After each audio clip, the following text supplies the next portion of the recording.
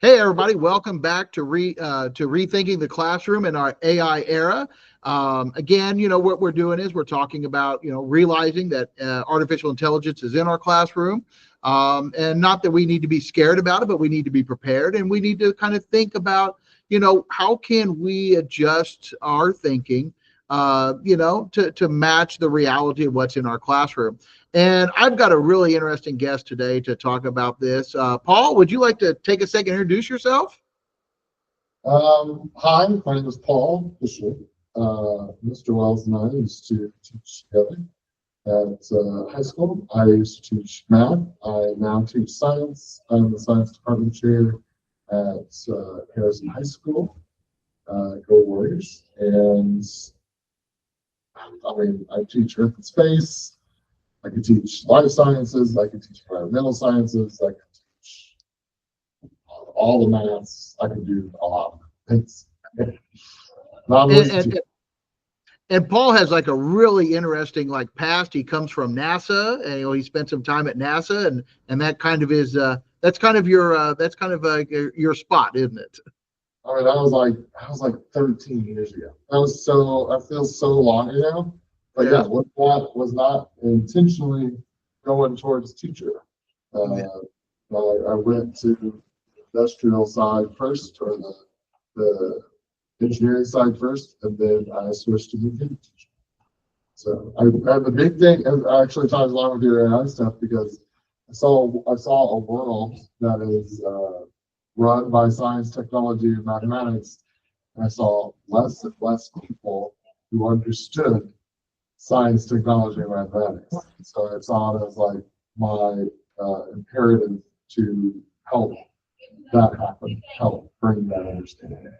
Yeah, excellent, great. Hey, and too, by the way, and what makes Paul, I think, really really an expert voice here. You've really embraced technology and this digital space. You really embraced that early. Before we really had classroom LMSs and stuff, you had your website where you're using to deliver content to students. Your School of Fish website. Yeah, it's still that schoolofisher.org. It is still up and running.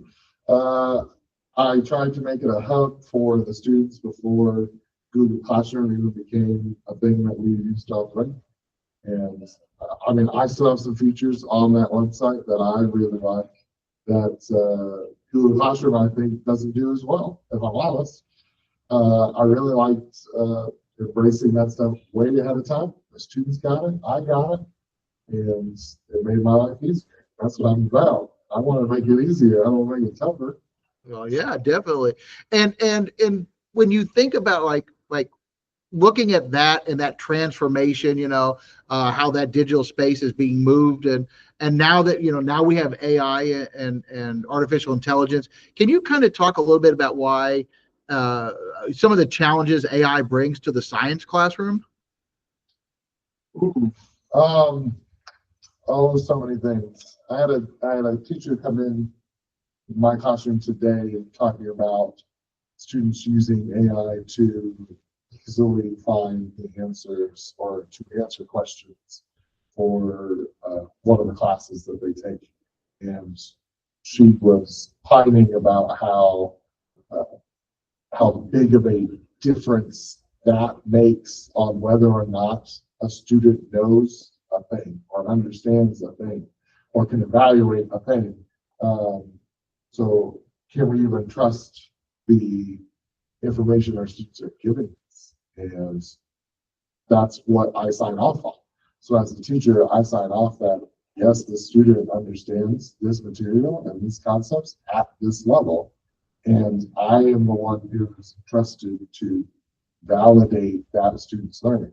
And if I can't trust that student's learning, then I shouldn't give them the grade. And so it goes to like the core of what being a teacher actually means. Mm. That scared the crud out of us here at the end of the day. Yeah, that was a wake up call today, huh? Yeah, it was.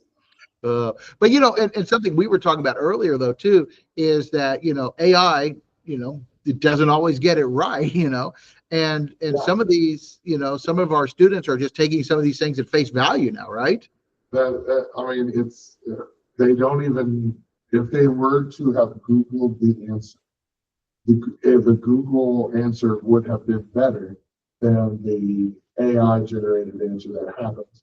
So in one of the tests that I had my students do, they used AI to get to an answer, but AI used and just created its own scientific principles. It didn't actually use the science. It didn't use any sort of scientific method. It literally just generated something and made something up. It didn't actually even Google it. So my students are those foundational knowledge things are built, like even at the lowest levels of recall and remember and comprehend. AI is giving things that to them that are false, and when you try to build upon that understanding, you're building on a foundation that's broken. And the higher you go, the more it falls. The further it falls, whenever you get higher and higher. So, And and part of that probably too is the fact that the student isn't like questioning it because it's AI, right? Like they've just accepted, they embraced it. It knows more, and it knows more than I do, right? Right. So how can it get it wrong? Yeah. And so instead of like asking those questions like how do I know, how do I trust this site or this source, they just accept it, and it becomes it's not just the fact that they're missing, it's the fact that they're not asking those questions, being curious and the scientific method to test out your answers, your hypothesis, right? Yeah, they just take it face value, don't question it, and then they only learn later on in class or whatever they're collaborating with another person or somewhere else in life. They're like, oh, well, I could have sworn it was this way. And they're like, no, like, not even a little bit. Not even a little bit. And I don't want that to happen to my students. I want it to be a solid foundation of understanding. So what we're doing is, with through this series, we're talking about, rethinking, what we do in the classroom, and understanding that AI is now a part of our classroom. It's in there just like we are. You brought an example of how to rethink questioning students to make it, I don't want to say more difficult for them to use AI, but it really changes the way they think about the questions. You want to pull that example up for us?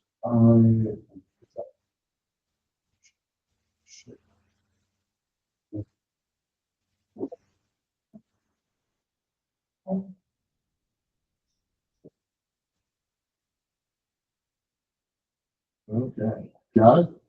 Yeah. All right, so this was a bell ringer that was done yesterday in our biology class. A lot of the assignments and a lot of the stuff has gone to having things like on the left-hand side of the screen and then the questions on the right-hand side of the screen. And sometimes they're prompts, like you have to read it, like an article or something, and then you answer questions on the right-hand side. It mimics our state testing, it mimics all of the other parts that we use for our school accountability grades. It does all of this. However, if you look on the left-hand side of this, you'll find that that is a picture of words. You can't just highlight all of it to copy and paste it straight into ChatGPT or something like that. And then we wrote questions intentionally with these things in mind. The first one being, what question can this chart over here on the left-hand side specifically help us answer? So the students are having to generate their own question about looking at the graph on the left-hand side. So this way, like if they don't have access to the graph or you can't get the graph in there, then which one of these would make the most sense in a ChatGPT way or an AI way? It's really hard for it to do that kind of thing.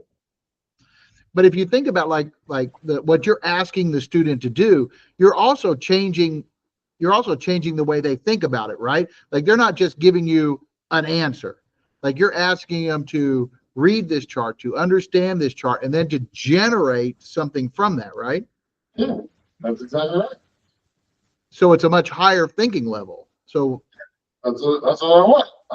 If it's too low, then it could be easily copy and pasted, it could be easily generated, make it up easily. So I'm trying to help it be that higher order thinking. How do I make that mimic on a test that, or on a quiz or on a bell ringer, to try to the collaborative structure of class? So not only are you helping yourself, but you're also pushing those students more. Yeah, it's fun. Yeah. And like these don't just stay here either. So the students answer one of these questions, and then this is the starter. And then the next 20 minutes of class, we could drill down into, well, why did you put that answer? What was the goal? Like, you thought about it in this way, but that's wrong. Here's an example of why that might be wrong, and like how this thinking could lead to the correct answer. So it could be used as diagnosis and as immediate feedback in the moment. And is this a way to also to generate more of that conversation between students as well? Oh, absolutely. Love that stuff.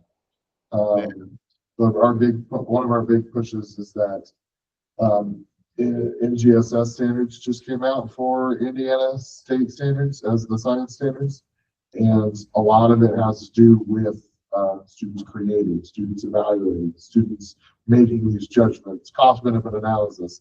And a lot of those higher order thinkings only come from student generating their own assignment or their own, not assignments. I mean, that's awesome too. Like, they can generate their own assignments and assessments, but them generating explanations or models or analogies, those types of thinking are done collaboratively, and you like AI is not very good at that stuff to begin. Excellent.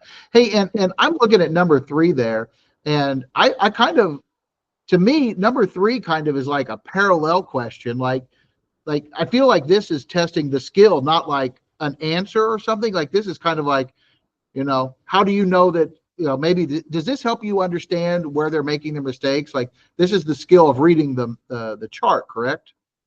Yeah, absolutely. And diagnosis, like that diagnosis level that you're talking about.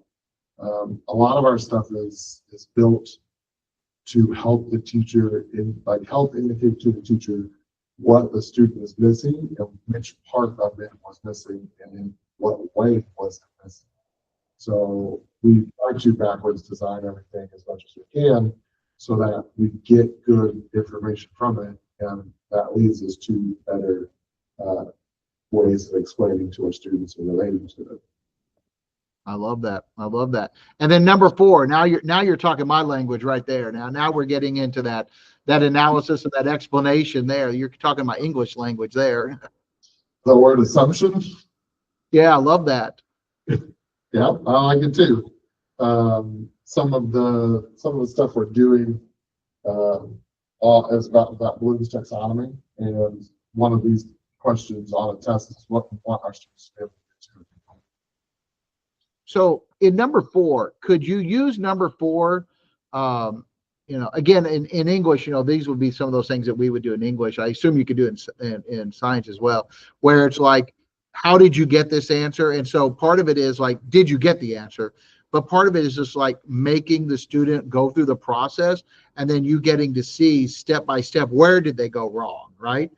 That reflection piece, I think, is what you're talking about. So like the AI cannot do the reflection piece because a reflection is about your experience and what you went through in learning.